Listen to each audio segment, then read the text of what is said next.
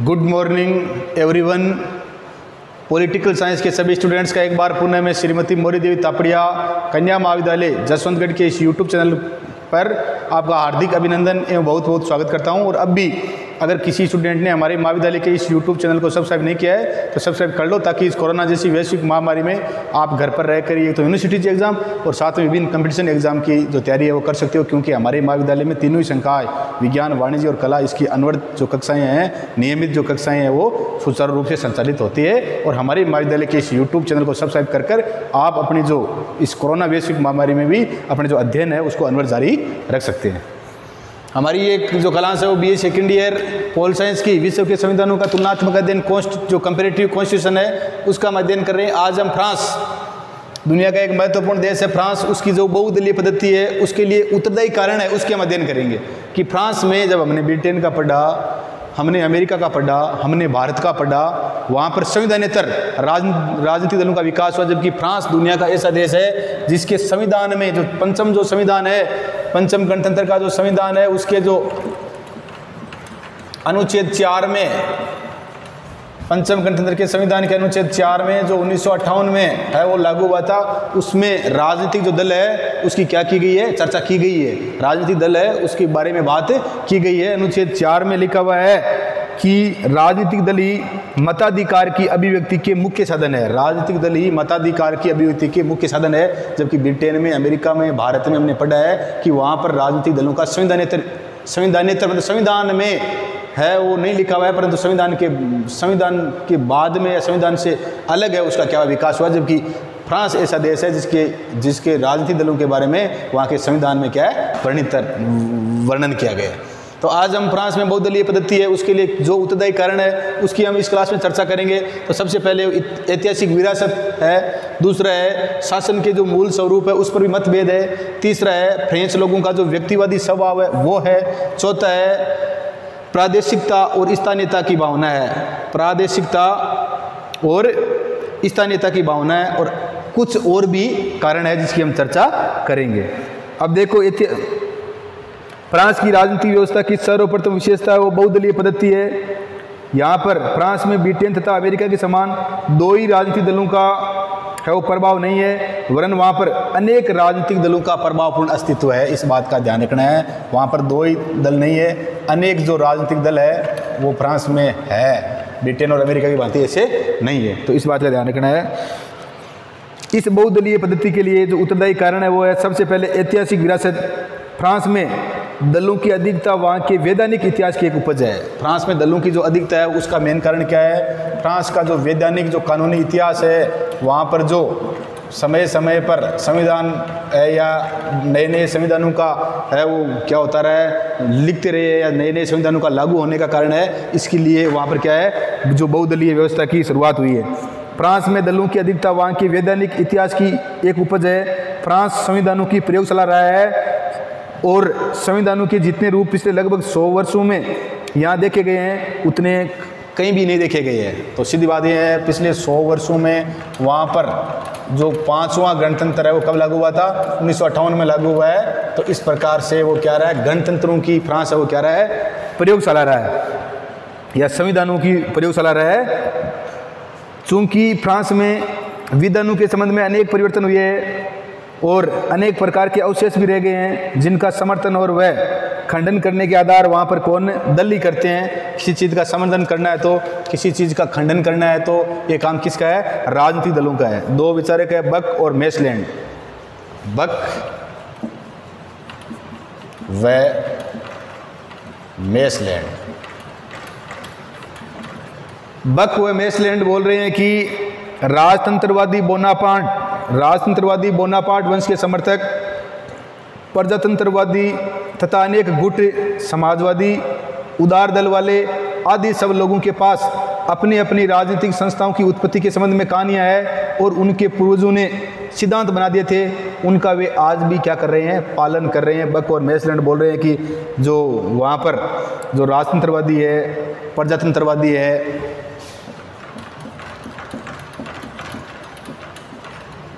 राजतंत्रवादी है, प्रजातंत्रवादी है और विभिन्न प्रकार के जो गुट है, समाजवादी है, उदार दल है, इनके जो वंशज है उन्होंने अपने अपने क्या बना दिए हैं, मूल आधार बना दिए हैं। तो बक और मैसलैंड बोल रहे हैं कि राजतंत्रवादी बोनापार्ट वंश के समर्थक, प्रजातंत्रवादी तथा उनके अनेक गुट, समाजवादी, उदार दल वाले आदि सब लोगों के पास अपनी अपनी राजनीतिक संस्थाओं की उत्पत्ति के संबंध में कहानियां हैं और उनके पूर्वजों ने सिद्धांत बना दिए थे, उनका वे आज भी क्या कर रहे हैं, पालन कर रहे हैं।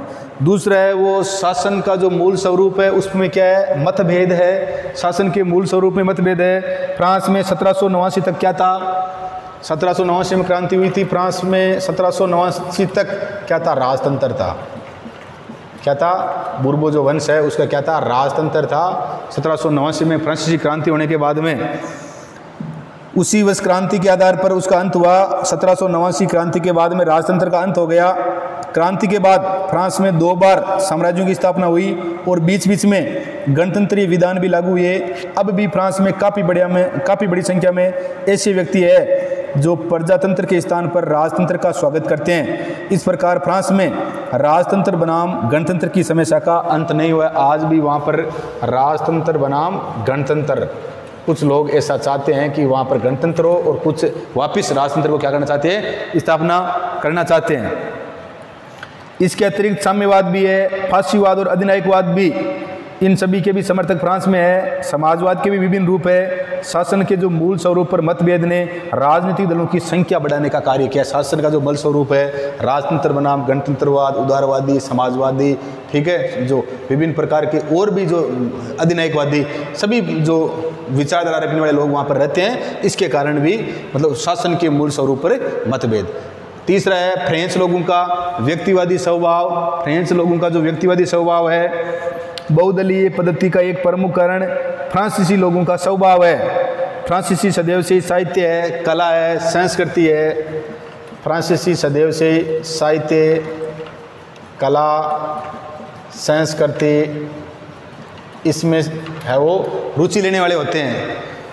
फ्रांसीसी सदैव से साहित्य, कला, संस्कृति और शिक्षा के प्रेमी रहे हैं और वे व्यक्ति के व्यक्तित्व को बहुत अधिक महत्व देते हैं। इस गहरे व्यक्तिवाद के साथ ही उनमें विश्लेषण के प्रति गहरी रुचि है और इस तथ्य ने राजनीति में प्रत्यक्षतावादी प्रवृत्तियों को बल दिया है। फ्रांसीसी स्वभाव से बड़े उतावले और भावनाशील भी होते हैं, अतः मामूली से मतभेद के आधार पर वे नवीन राजनीतिक समूह की क्या कर लेते हैं, स्थापना कर लेते हैं। अगर थोड़ा सा उनमें विवाद हो जाता है, मतभेद हो जाता है, तो वो नए राजनीतिक दल की क्या कर लेते हैं, स्थापना कर लेते हैं। अगला है प्रादेशिकता और स्थानीयता की भावना। फ्रांस में ब्रिटेन की अपेक्षा फ्रांस क्षेत्र में बहुत विस्तृत है। ब्रिटेन की अपेक्षा फ्रांस है, इसका क्षेत्र क्या है, विस्तृत है, बड़ा है, व्यापक है। ब्रिटेन की अपेक्षा फ्रांस के क्षेत्र में विस्तृत है। इस कारण वहाँ प्रादेशिकता और स्थानीयता के आधार पर भी अनेक दलों का निर्माण होता है। क्षेत्रफल में बड़ा है ब्रिटेन की अपेक्षा, वैसे ज़्यादा बड़ा है, ब्रिटेन की अपेक्षा ज़्यादा बड़ा है। इसके कारण वहाँ पर स्थानीयता और जो ये प्रादेशिकता है उसके कारण वहाँ पर अनेक दलों का निर्माण हो जाता है। कई प्रश्नों पर फ्रांस के पूर्व और पश्चिम, उत्तर और दक्षिण के निवासियों में भी मतभेद उत्पन्न हो जाते हैं। ऐसे ही फ्रांस में ट्रेड यूनियन भी कई है। इस फ्रांस में ट्रेड यूनियन भी है जिनके आधार पर मजदूरों के भी विभिन्न दल है वो बन गए। विभिन्न प्रकार के ट्रेड यूनियन है मजदूरों के लिए काम करने वाले, तो इसके कारण भी क्या है, विभिन्न दल है वो या मजदूरों के लिए भी क्या बन गए, दल बन गए। अगला जो है वो पांचवा जो कारण है वो है बहुल सदस्यीय निर्वाचन क्षेत्र। पांचवा जो कारण है वो है बहुल सदस्यीय निर्वाचन क्षेत्र। तो एक ही क्षेत्र से बहुत सारे जो सदस्य हैं उनका क्या किया जाता है, चुनाव किया जा सकता है। बहुल सदस्यीय निर्वाचन क्षेत्र और आनुपातिक प्रतिनिधित्व की प्रणाली। और आनुपातिक मतलब उस दल को आनुपातिक प्रतिनिधित्व की प्रणाली, जिस राजनीतिक दल के पास जितना आधार है उसके अनुपात में उसको क्या मिलती है, वहाँ की जो संसद है उसकी सीटें मिलती है। फ्रांस में चतुर्थ गणतंत्र तक बहुल सदस्यीय निर्वाचन क्षेत्र और आनुपातिक प्रतिनिधित्व की प्रणाली थी। और इस चुनाव पद्धति ने बहुदलीय पद्धति को जन्म देने में महत्वपूर्ण भूमिका अदा की। वर्तमान समय में भी बहुल सदस्यीय निर्वाचन क्षेत्र और आनुपातिक प्रतिनिधित्व जो पद्धति है उसका त्याग कर दिया गया है, लेकिन चुनाव के लिए जिस द्वितीय मतदान योजना को अपनाया गया है उसमें छोटे राजनीतिक दल यही सोचते हैं कि चुनाव के दूसरे दौर में वे अन्य दलों के साथ मिलकर चुनाव परिणामों को क्या करेंगे, प्रभावित करेंगे। हालांकि जो बहुल सदस्यीय निर्वाचन क्षेत्र और आनुपातिक प्रतिनिधित्व प्रणाली है इसको चौथे गणतंत्र तक थी ये, इसको वर्तमान समय में क्या कर दिया गया है, वर्तमान समय में इसका त्याग कर दिया गया है। परंतु अब वहाँ पर किस मतदान प्रणाली को अपनाया गया है, द्वितीय सेकेंड जो बैलेट पेपर है,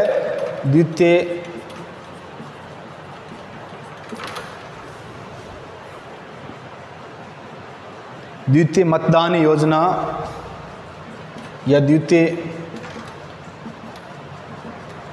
सेकंड जो बैलेट पेपर है, द्वितीय मतदान योजना, इसको अपनाया गया। और इसके कारण जो छोटे दल है उनके मन में ये होता है कि अगर दूसरे दौर के चुनाव होंगे तो उसमें हम विभिन्न सारे जो दल है वो क्या हो जाएंगे, साथ में मिलकर और चुनाव के परिणाम को क्या करेंगे, प्रभावित करेंगे।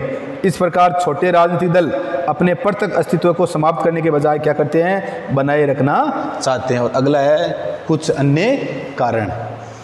कुछ अन्य कारण में बहुदलीय पद्धति के भी कुछ अन्य कारण है। फ्रांस में अपनाया जा रहा संसदीय जो कार्यक्रम की प्रणाली, जिसके द्वारा विधेयक समितियों व रिपोर्टरों के अधीन कर दिए जाते हैं, छोटे छोटे गुटों को जन्म देने के लिए भी उत्तरदायी है। फ्रांस की जो संसदीय प्रणाली, जो कार्यक्रम की प्रणाली है, जिसमें जो विधेयक समितियां हैं वो रिपोर्टरों के अधीन कर देने के कारण भी जो छोटे छोटे गुट है उनका क्या होता है, जन्म होता है। फ्रांस में राजनीतिक दलों का अनुशासन भी ढीला डाला है और सारी व्यवस्था ऐसे ही है कि छोटे छोटे राजनीतिक दल अपने आप को अधिक प्रभावशाली बना लेते हैं और संसदीय सदनों में सदस्यों के बैठने की अर्धचक्राकार व्यवस्था आदि भी क्या है, बहुदलीय जो पद्धति है इसका ही कारण बनी है।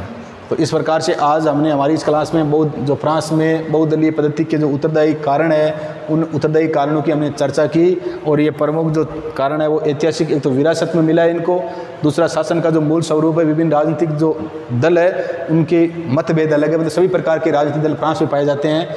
फ्रेंच लोगों का जो व्यक्तिवादी स्वभाव है वो साहित्य, कला, संस्कृति के भावशील व्यक्ति होते हैं, वो भावनाशील, और प्रादेशिकता और स्थानीयता की भी भावना है। क्षेत्र में ये ब्रिटेन से बड़ा होने के कारण और इसमें उत्तर, दक्षिण, पूर्व, पश्चिम ऐसी भावना या स्थानीयता की भावना पाई जाती है।